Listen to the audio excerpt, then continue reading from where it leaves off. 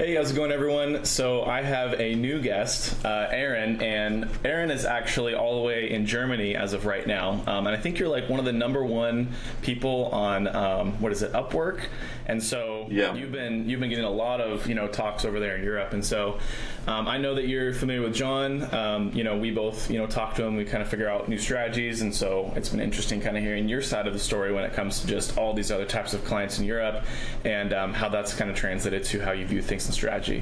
So I think today we're going to talk a little bit about one of the new strategies that we've been discussing in the background with John, which has been sort of surrounding the whole, I guess, topic of conversion-based bidding, if that's good or not, and also some new strategies that we're going to test to see if we can kind of work past some of the I guess downfalls of the new strategy that we've sort of seen when it comes to manual bidding. So to kind of sum up the general framework of the findings that we've had with John is conversion-based bidding inflates your numbers, right? Like if everyone's in the auction, Google can just price fix, and so that leads to inflated CPCs. So when you try to scale, your CPCs go further and further up, and then you find yourself up against the wall where it's like, I'm not really making any more money. How do we scale this, right? And so some people say, oh, just run other channels, other mediums, whatever the case may be. And when you focus on the actual causation of why you can't scale, meaning like if you're on maximized conversions and you still can't scale because you see the CPC spike, John has actually been testing this, and it's essentially building out a manual CPC campaign and looking to see, okay, we're taking out the conversion action, we're substituting that in for a fake conversion action, and then we're pretty much taking Google's algorithm out of the equation as much as possible, and then seeing if we can push search or shopping further. And in every single scenario that I've tested it, we've always ran into that benefit of we got same CPCs, more volume, same budget, better placement, better click-through rate. The only issue with that is that it's manual based, so you're not leveraging Google's algorithm, right? So if you run into issues where you don't have a really, really robust list of negative keywords on shopping, let's say, then you run into that issue of, okay, we're going way too broad.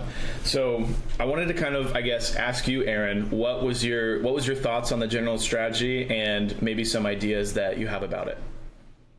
Yeah, sure. So generally speaking, I think we kind of did a demo of this kind of a year ago where we ran standard shopping, like we switched standard shopping from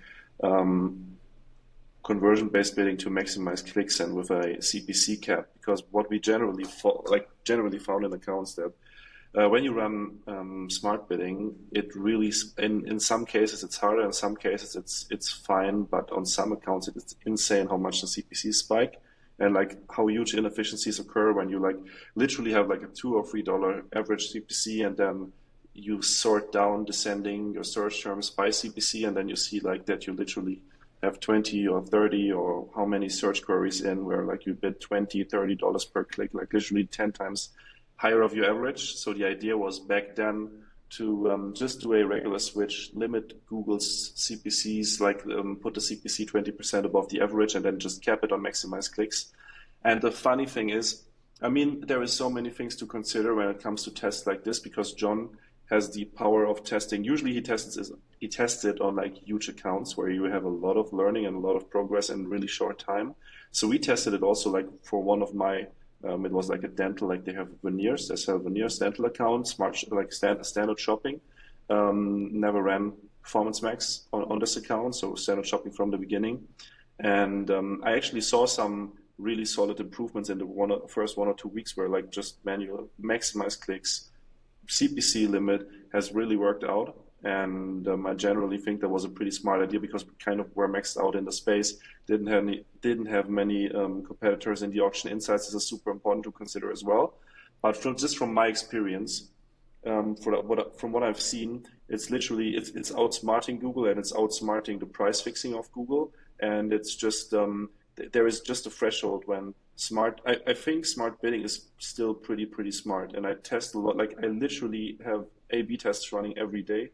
Smart bidding against main CPC and max clicks, and usually smart bidding wins, or at least on my accounts. It's like, just for explanation, I run a couple of accounts and a couple of campaigns, and I spent around 3 million per month on my accounts. it's not as much as other people, but I think it's literally much more than 99% of people spend on Google on a monthly basis. So I think I still have a couple of results. And what I generally see is smart bidding still wins against men's CPC and against max clicks on shopping. But it's literally how good Google knows your audience. Because I have accounts where Google is literally dialed in. I don't have to do any negatives, or like negatives would even hurt me, because it's again not what the user types in. It's more like what Google knows about the user, like how complete the user profile is and how smart Google is in, I would say, estimating the expected conversion rate. And Google can be really smart with that. And I think that there are some accounts where Google is just dialed in. They know so much about the user. Smart bidding is working brilliantly, even like broad match and what Google like literally pitches. And that can work. But man, there are other accounts where like smart bidding is entirely like bleeding you, like, or like is leading to you bleeding out. Like the best example is running smart bidding on brand.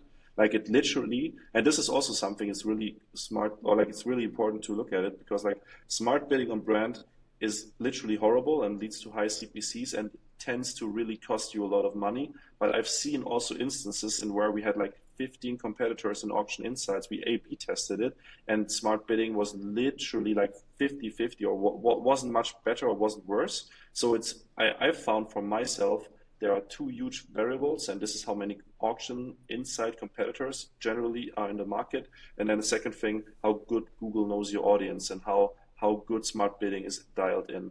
And if you don't have enough competitors, like if there are not many competitors, and if Google isn't really 100% dialed in on the audience behind the search, then turning off this like kind of like cycle or death cycle of scaling with smart bidding really helps, because I really have accounts, and I think this is really where the price fixing is coming in. I have accounts where we have a stable performance, and then we want to scale, obviously, because why not? And then you scale by 30% and CPCs go up by 20%, and you literally get like a couple of percentage more clicks, and it's not sustainable. Like the efficiency is hurting so much that you cannot scale the account. And I think this strategy is huge, for accounts just to I would say remove waste and just remove this artificial CPCs, but also B, generally for accounts to scale, because like I'm not kidding, like I like Google works against you. It kind of feels like Google doesn't even want you to scale at a certain threshold. Like obviously, like my rule of thumb is like above 80% impression share. It's really tough. Like it's getting really tough. But I've seen accounts like 20-30% impression share, and if you then want to scale, like it's hard. Like it really hurts. Like you try it, and then your CPC just jump. And this is exactly what John is talking about, like this kind of price fixing. You want to capture more of the market, and then smart bidding is kicking in, and it really hurts you. And I think this is really where it's brilliant. But I think this is also what a lot of people don't get when John presents his, like, I would say, genius strategies. You cannot apply it blindly to your account. Like you cannot apply it blindly to any of your accounts. I mean, we work together a lot and we talk a lot. And what people don't get, it's the nuances behind it. Like it's always details. It's like little things like, hey, how is those margins? What is the sales cycle? How many competitors you have in the Auction Insights? And I think what a lot of people are getting also things wrong is John did it on this account, and then they just think they can copy it and apply it to every account without like considering outside factors, like exactly the factors I mentioned. I know I talked for a long time now, but this is literally how I feel. I feel it's genius, but I think you cannot apply it blindly to any account. And I still think that Google is pretty smart when it comes to smart bidding, at least of some accounts, and it will actually lead or hurt you if you just blindly apply maximize clicks, for example, or if you blindly just look at the CPC ratio, or like the CPC kind of side of things, because we all know it's CPC and it's expected, or it's the literal conversion rate. And I mean, that's what you always have to take into consideration. Yeah, no, it makes sense. I think that one interesting point too, where you also have to take into account, like, what's the audience doing, right? Like, do you have price shoppers? Do you not have price shoppers? What's the impact of, you using that conversion data versus not, right? So like you might be someone that, has a ton of price shoppers and they're just looking through all these different brands instead of shopping. and it's like, okay, sure, you can use conversion based to find the views that's most likely to convert on you, but at the same time, you might find success with like max clicks, because then you're just trying to get your servability up. So it's more nuanced, like you're talking about. It's very situationally based, and even like John Strat, when he's saying like manual CPC, bid cap it, and then watch and see what happens. It comes down a lot to just like that teeter-totter of like how many people in the market are on manual, how many people in the market are on conversion based, because the more conversion based, Google's price fixing more, whereas more manual, it's hard to do that. And so I think that's a really, really interesting point too, where we kind of shift back and forth, every 5 years, I feel like, where it's like, okay, like now we're on Performance Max, and we just did Performance Max early on in the test process. It was amazing. New customers, way more, like, everything was just way better. And then now more people are coming into the mix, and it's like, okay, it's not as good anymore. Now you have to kind of like move it in a certain direction, and then it's higher risk because you can't really control much of it, even if you do brand exclusions. So it's kind of like, how do we make sure this works, right? And so, there's scenarios where it obviously does work, but it's just one of those things where it's not the same as it was before.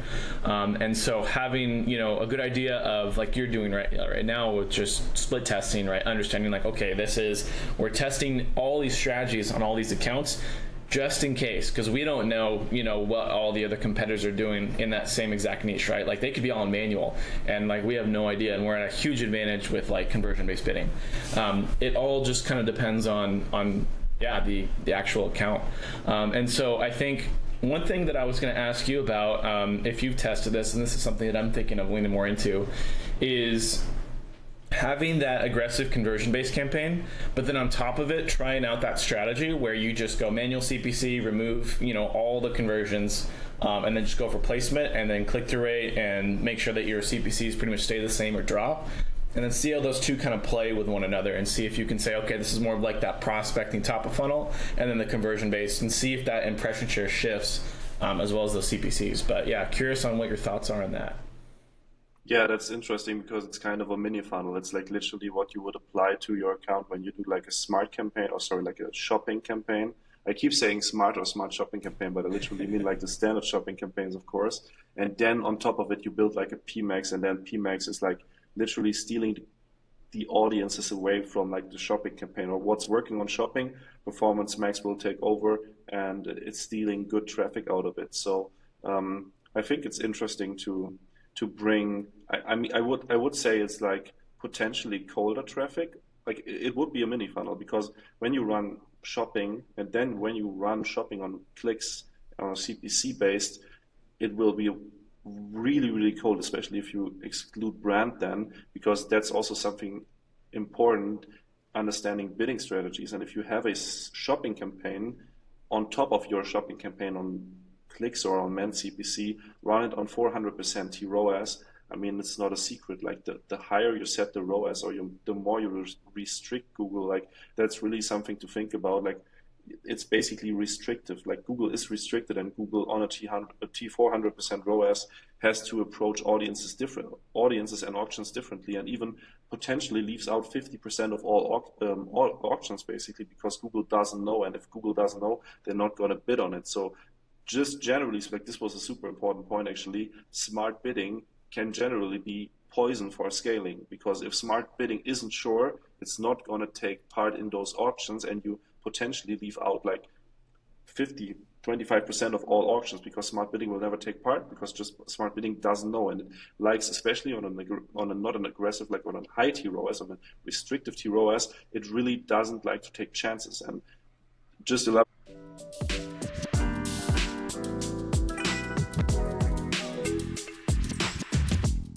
Yeah, no, it makes sense. I think that a lot of it comes down to just, like we said earlier, like the niche, and if it even makes sense to go after that. Because you can find in every single scenario I've tested manual versus smart bidding, or like you said, which was funny, dumb bidding versus smart bidding. I thought that was funny. I've noticed like using Edge Mesh is the traffic on manual is very new, very fresh. Like if you're going to be able to look at, hey, we just want new traffic, manual is going to make a lot more sense. But if you're looking at that traffic that's showing signals and like looking for like more sort of not bottom of funnel, but like middle of funnel sort of engagement, then obviously smart bidding is going to be the best move. And like, we've scaled accounts on smart bidding. It's not like you can't do it. It's just a matter of how far can you push it until you start to see those diminishing returns? And then what do you do to break past that, ceiling or that wall? Because I think that's what we're starting to run into with these larger accounts is we're going to hit a wall pretty quick. And when we do, it's one of those things where we might pull out, separate product groups and then, try to push, like individual products at a time to see how far we can push that. But there's a point to where you only get so far and you're like, crap, okay, like, sweet, we're spending $1 million a month, but then it's like, how do we go further? How do we increase this? And so I think, like you said, John's strategies are very niche. Not saying that they don't work, because they definitely have worked, but it comes down to just the individual on, if your campaign and the company that you're at wants to do that test and has the risk tolerance for it. Because large spend accounts, like you can just do that for one product group and you can see results pretty quickly. Whereas if you have a smaller account, it's going to take a lot more time to see the actual results from that. So I think it's interesting. I think it's an interesting idea and interesting sort of proven point, I guess you can say, that Google's price fixing. We all kind of known it, but we didn't necessarily know how to prove it other than just saying CPCs are increasing as, conversion-based bidding is getting higher and higher. But we just thought, well, that's just the audience size, or that's just, Google trying to like compete with other people that are bidding for those higher competitive spaces, and there is some truth to that, but I think a lot of it just comes down to like Google's trying to make more money at the end of the day, and how are they going to do that? And so I think it's interesting, especially when John was talking about it too, where it was one of those things where it's like, I would spend more money with you if you just gave me the right CPC. Like, why don't they just do that? It just doesn't, I don't know. It just doesn't fully make sense there. So I don't know if you have any closing points you want to make, but I think that we got some pretty good information out there for people that might want to test the strategy. Make sure that you know what you're getting into, I guess, when you're doing these tests. And sometimes there's so many nuances that you're just like, what the heck? It could be something as small as like, you didn't increase the bid properly, or you actually added the wrong conversion action in that was supposed to be another type of fake conversion action.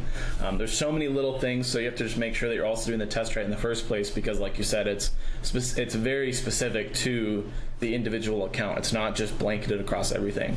And I think that's the fun part about it too, right? Like you just split test and find new things, or you just test out new campaign types and you're like, okay, this actually works. Why does this work? And then you learn more about the algorithm. So makes total sense. But yeah, Aaron, thanks for hopping on, and we'll put your LinkedIn in the description if people want to come and check you out. And yeah, thanks again.